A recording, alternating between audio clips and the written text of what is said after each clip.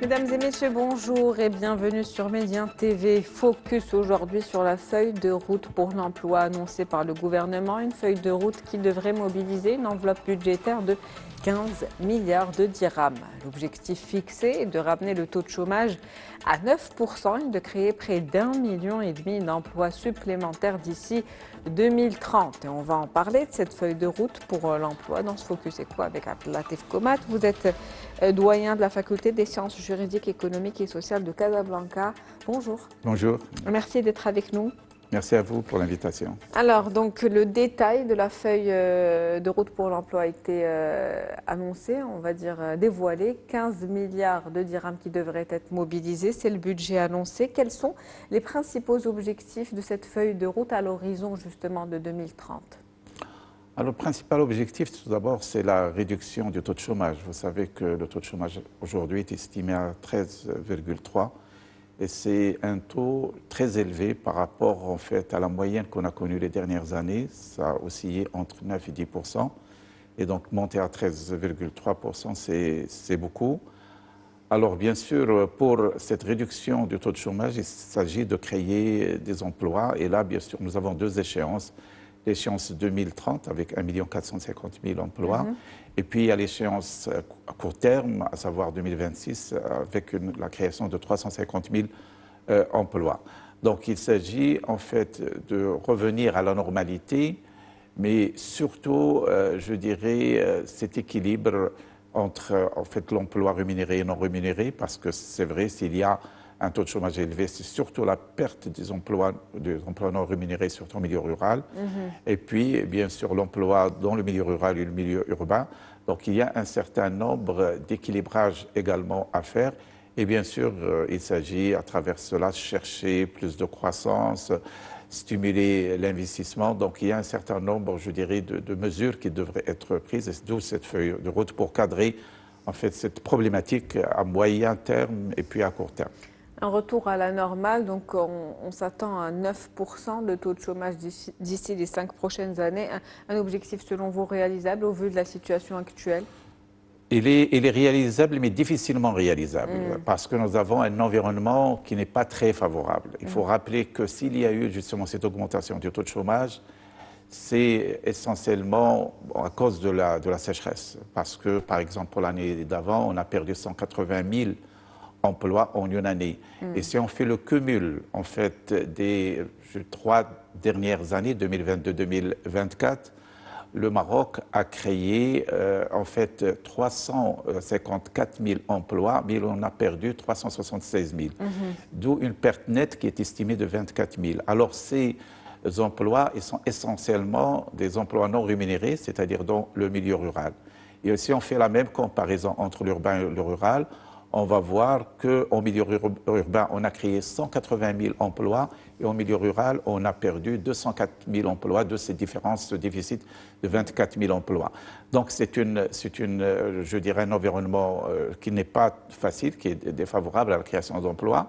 Et bien sûr, il y a également un environnement international, bien sûr, il y a l'effet sur le commerce, sur l'investissement, etc. Tout cela fait que, jusqu'à présent, nous avons vécu dans un contexte difficile. Alors maintenant, est-ce que le contexte va s'améliorer pour qu'on puisse réaliser ces objectifs? Le gouvernement insiste davantage sur ce qu'on appelle l'emploi décent ou l'emploi formalisé et puis l'emploi rémunéré pour lequel il a en fait un résultat positif. Alors bien sûr, comme ça a été dit au niveau de la feuille de route, cela dépend également des aléas climatiques.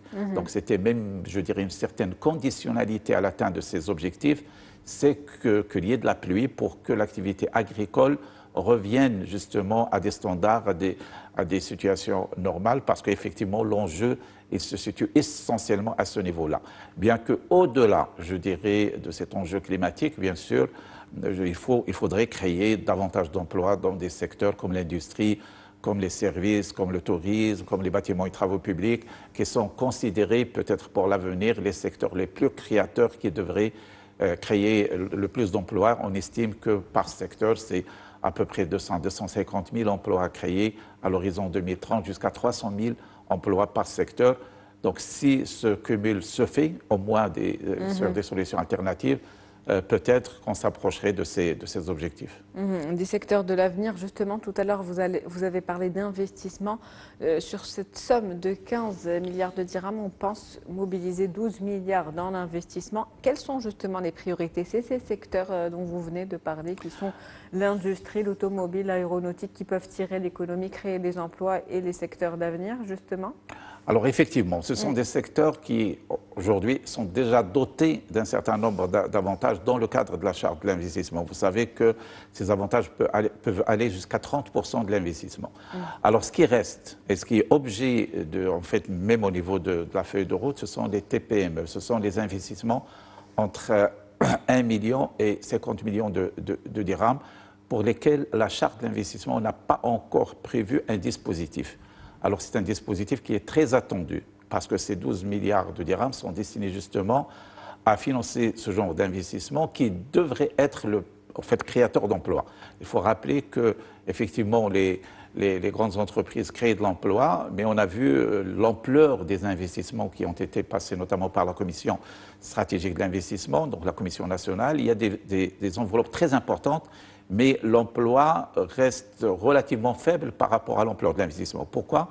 Parce que nous sommes devant des secteurs capitalistiques, des secteurs à haute technologie, qui créent par rapport à l'investissement moins d'emplois. Par contre, la niche d'emploi, de création d'emplois au Maroc, ce sont les TPME et les PME. Alors pour cela, on attend à ce qu'il y ait en fait un dispositif qui est prévu, qui a été annoncé pour 2023, puis promis pour 2024, on l'attend toujours. C'est à ce niveau-là que le gouvernement s'engage justement à opérationnaliser ce dispositif et qui devrait justement bénéficier de ces 12 milliards de dirhams, parce qu'il faut le rappeler, c'est l'investissement et la croissance qui créent de l'emploi. Et c'est les TPME aussi et les PME qui créent de l'emploi. On rappelle que ça représente 90% du tissu entrepreneurial marocain actuellement. Justement, donc pour rester sur cette feuille de route, on parle de 4 axes stratégiques. Pouvez-vous nous donner plus de détails sur Alors bien sûr, ces 4 orientations? Il y a l'investissement tout d'abord. Donc le point de départ, c'est l'investissement. Il s'agit de le stimuler à travers l'opérationnalisation du dispositif complémentaire de la charte de l'investissement. Il y a tout ce qui est en fait le système d'activation en fait, de l'insertion professionnelle à travers un certain nombre de programmes qui existent déjà. IDMAJ, Tahfiz, Ahil, qui sont des programmes d'accompagnement, de formation, d'aide à l'insertion. Donc là également, il s'agit de les renforcer. Et puis, ce qui est également prévu, c'est de l'élargissement de ces programmes aux non-diplômés. Il faut rappeler que en fait, ces programmes étaient destinés essentiellement pour les diplômés. La loi de finances déjà 2025 a prévu l'élargissement de ces dispositifs aux non-diplômés. Donc là également, il y a un travail à faire. Alors le troisième volet, c'est le secteur agricole, d'une manière ciblée. Le secteur agricole, notamment en fait, l'élargissement en fait, du périmètre destiné à la culture céréalière à 4 millions d'hectares, parce qu'il faut le rappeler, à un certain moment, il y avait une certaine reconversion de l'agriculture pour aller vers des secteurs d'exportation, etc.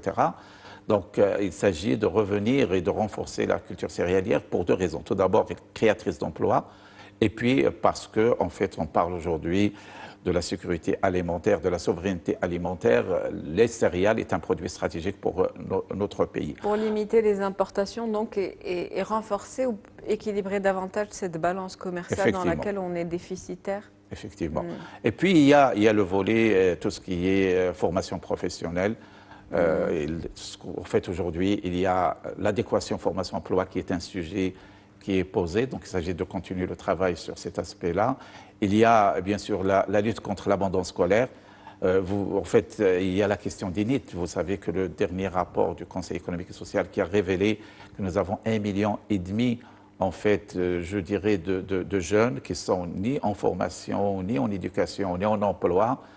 Et tout cela, en fait, l'explication, c'est l'abandon scolaire. Vous savez que nous avons à peu près 300 000 abandons scolaires par année, qui alimente un peu, je dirais, cette population qui se trouve sur le marché, mais qui n'est ni employée ni formée. Ni qualifiée. Ni qualifiée.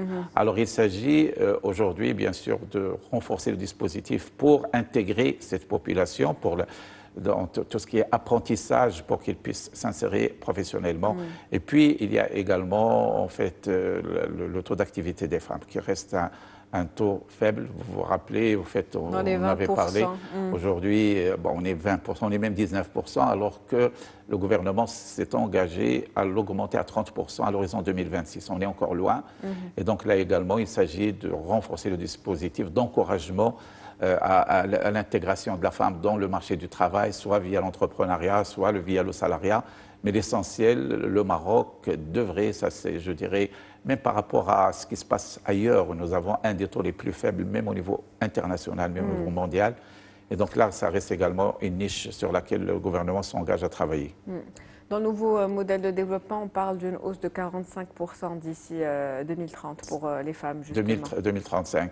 2035. Le gouvernement a l'objectif de 30% en 2030 et le nouveau modèle de développement, 45, atteindre 45 à l'horizon 2035. Dans la décennie. Mais on est encore loin, que ce soit pour l'objectif du nouveau modèle de développement que celui du gouvernement. En tout cas, pour la création d'emplois, pour les emplois qui seront créés, quel mécanisme mettre en place pour assurer cette pérennité de l'emploi? Vous l'avez dit, dans l'équilibre perte et création d'emplois, on est en déficit. Comment s'assurer que tout emploi qui sera créé dorénavant pourra être maintenu sur le long terme? Alors justement, c'est un des objectifs assignés justement à travers cette feuille de route, c'est d'augmenter les CDI, les CDD, c'est-à-dire les contrats de travail à durée indéterminée ou à durée déterminée, c'est-à-dire aller vers un travail durable, un travail décent. Alors bien sûr, il s'agit d'encourager, c'est ce qui se fait, les entreprises en matière de recrutement. Vous savez qu'il y a des entreprises qui sont dispensées d'un certain nombre d'obligations sociales, mais également il y a un soutien pour chaque création d'emplois. Donc c'est, je dirais, sur ce plan-là, relativement le bilan est positif parce que c'est vrai qu'on a perdu beaucoup d'emplois en milieu rural, des emplois non rémunérés, mais par contre, on a créé beaucoup d'emplois rémunérés, des emplois durables. Et je crois que c'est un des volets parce qu'il ne s'agit pas de créer d'emplois passagers, il s'agit de créer des emplois durables et je crois que c'est un des objectifs et les mécanismes prévoient également d'aller dans ce sens-là. Merci à vous, Monsieur Abdellatif Komad. Je rappelle que vous êtes doyen de la faculté des sciences juridiques, économiques et sociales de Casablanca. C'était un plaisir de vous avoir avec nous pour ce décryptage. Merci, merci madame. C'est la fin du Focus Eco pour aujourd'hui. On se retrouve demain avec un nouvel invité, nouveau sujet. Très bonne journée.